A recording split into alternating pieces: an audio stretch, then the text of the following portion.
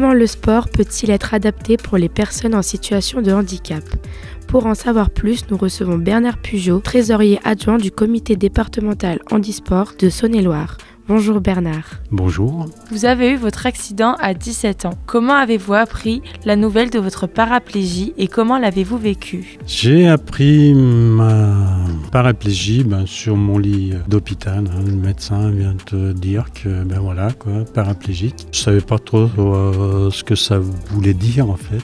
J'avais 18 ans, donc j'ai pas trop accusé le coup en fait, parce qu'on est quand même pas mal entouré. Les soignants sont là pour nous soigner physiquement, mais aussi moralement, mentalement. Donc voilà, sur le coup, ça a été quoi. Et j'ai passé 5 mois en centre de rééducation. Donc ces 5 mois-là, ça s'est bien passé parce que tout est fait pour nous faciliter la vie. Le plus difficile, en ce qui me concerne, la sortie du centre de rééducation, parce qu'en fait, dans ce centre, c'est justement tout est fait pour que tout aille bien. Quand on sort, la ville, c'est pas tout à fait ça, quoi. On prend de plein fouet le fait d'être en fauteuil, quoi. Des fois, il y a des côtes, quoi. C'est difficile à monter, puis des difficultés physiques, quoi, pour se déplacer. La vie quotidienne, quoi. La vie quotidienne fait que c'est une autre vie.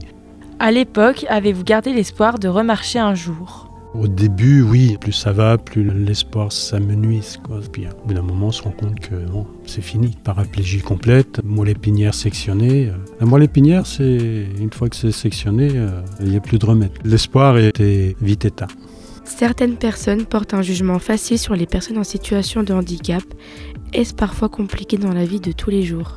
C'est pas facile tous les jours. Maintenant, c'est un peu plus facile, entre guillemets, parce que la société fait beaucoup d'efforts en termes d'accessibilité, en termes de matériel, quoi. Les fauteuils sont bien plus adaptés pour qu'on puisse vivre plus facilement, plus normalement.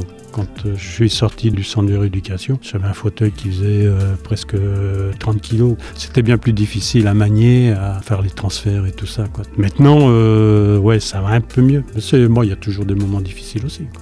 Quelle a été la chose la plus difficile à vivre après votre accident ? Perte d'amis, le regard des autres, le rejet. Le regard des autres, c'était assez compliqué, quoi. On avait l'impression que tous les regards sont sur nous, quoi. C'est une sensation assez désagréable. Les amis se sont écartés, quoi. Par contre, on s'en fait derrière, donc voilà, ceci compense cela, quoi. J'ai pas ce sentiment de rejet. J'ai plus le sentiment de non-intégration, en fait. On est différents et tout ce qui est différent fait peur.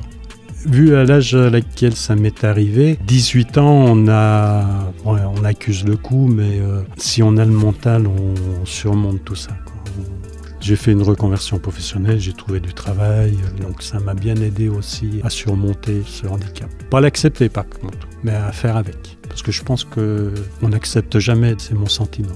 Quand vous vous êtes retrouvé en fauteuil roulant, est-ce que vous pensiez refaire du sport un jour ?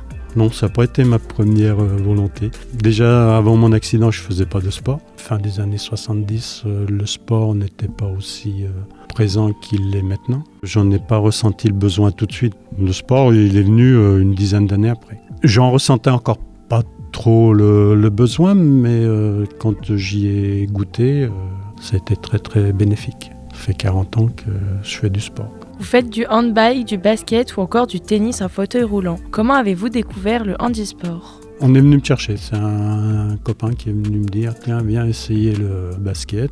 Ça m'a plu. Et le basket, j'en ai fait pendant 25 ans en compétition et une dizaine d'années après en loisir. Ensuite, je me suis mis au handbike et c'est là que j'ai un peu plus performé. Le handbike, c'est un sport individuel, donc c'est déjà plus facile de se montrer. C'est plus motivant, quoi. Vous avez été 3 fois champion de France de handbike. En quoi consiste ce sport ? Le handbike, c'est un vélo couché, un vélo à 3 roues, qui est, au lieu de pédaler avec les pieds, on pédale avec les mains. C'est même le sport que le cyclisme en fait. Faire de l'entraînement, rouler tous les jours, faire au minimum 50 km tous les jours si on veut rester un peu performant. C'est un sport qui est très physique, très difficile. Après le handbike, je me suis mis au tennis. Vu mon âge, je me dis on va se calmer un peu. C'est très jouissif aussi. Surtout quand les résultats sont là, quoi. Entre toutes disciplines de handisport, quel est le sport qui vous a permis de vivre votre meilleure expérience ? Le handbike, les titres de champion de France. C'est ce sport-là qui m'a le plus apporté. Maintenant, je fais du tennis, c'est pas mal non plus. C'est bien. Si j'avais su, peut-être que le tennis, j'aurais commencé bien plus tôt. C'est un sport qui est physique, qui est technique, mais qui est aussi très mental. Il faut s'accrocher, il ne faut pas se disperser. Voilà. En quoi le handisport vous a-t-il aidé à mieux vivre votre handicap ?